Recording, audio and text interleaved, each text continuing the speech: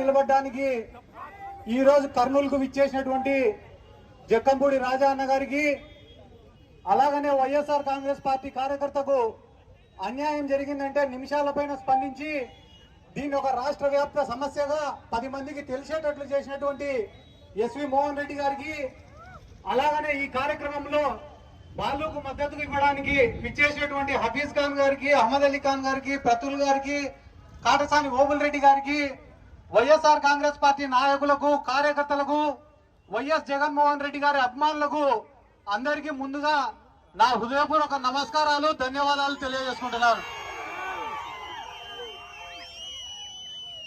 బాలుకు అన్యాయం జరిగింది, పాపం ఆయన ఆత్మహత్యా యత్నం చేసినాడని తెలుసుకొని నిన్న ఆయన ఇంటికి వెళ్ళడం జరిగింది. మేము ఆయన ఇంటికి వెళ్ళిన తర్వాత అక్కడ విలేకరులు నన్ను అడిగినారు, దీనిపైన మీ స్పందన ఏముంది అని అడిగితే, నేను మంత్రి గారిని అడిగిన, సార్ మీరేం సార్ అంత ఖాళీగా ఉన్నారా, మీకేం పనులు లేవా, మీకు ఒక శాఖ ఇచ్చినారు కదా సార్ పని చేయమని, ఆ పనులన్నీ సాధించుకొని ఈ పిల్లోని మీద ఎందుకు పడినావు సార్, నువ్వు తప్పు కదా సార్, నీకు 10 మందికి మేలు చేసేదానికి, ఈ కర్నూలుని అభివృద్ధి చేసేదానికి మంత్రి పదవి ఇస్తే ఆ పిల్లోడి పైన పగ తీర్చుకునేదానికి నీ మంత్రి పదవిని వాడుకుంటాను కదా సార్, తప్పు సార్ అని చెప్పి నేను మీ మీడియా వాళ్ళకి చెప్పిన.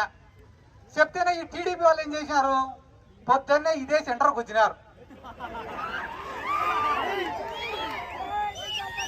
ఇదే సెంటర్కి వచ్చి ఎస్వి మోహన్ రెడ్డిని, సిద్ధార్థ రెడ్డిని అరెస్ట్ చేయాలంట. ఒరే మీరు అన్యాయంగా అరెస్ట్ చేస్తారని మేము ధర్నా చేస్తాండేది, మళ్ళా వచ్చి సిద్ధార్థ రెడ్డిని అరెస్ట్ చేయాలంటాడు వాడు. ఒరే ఆ సబ్జెక్టులో నేను వేసిన మొక్కలు ఇప్పటికి చెట్లు కూడా ఉంటాయి.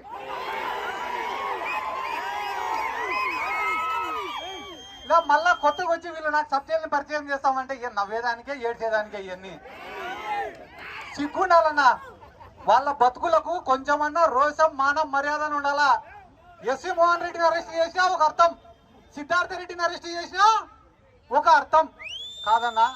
అమ్మాయి కూడా ఆ పిల్లోడు సతీష్ అనే పిల్లోడిని రోజు స్టేషన్ కాడికి తిప్పుతాంటే మన ఇళ్లలో పిల్లలు లేరా అన్న.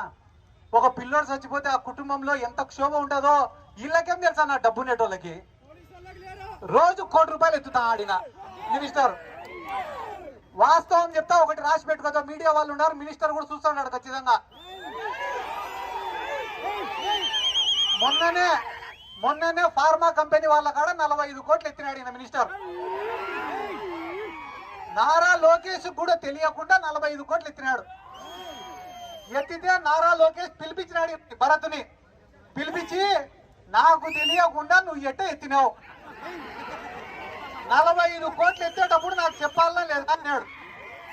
అనింటే దానికి భరత్ ఏం చెప్పినాడు తెలుసా, డాడీకి చెప్పినా నేను అన్నాడు. దానికి లోకేష్ ఏమన్నాడు తెలుసా, చెప్పాల్సింది మీ డాడీకి కాదురా మా డాడీకి. వీళ్ళు ఇంత నీచంగా ఇదే పూడిచెర్ల కాడ సోలార్ పడితే దాని పక్కన 1600 ఎకరాలు కొనుక్కునేదానికి ఈ టీజీ భరత్ సిద్ధమన్నాడు. మొన్న వాయినా వాళ్ళ పిఏ ఇద్దరు కలిసి పోతారంట కారులో.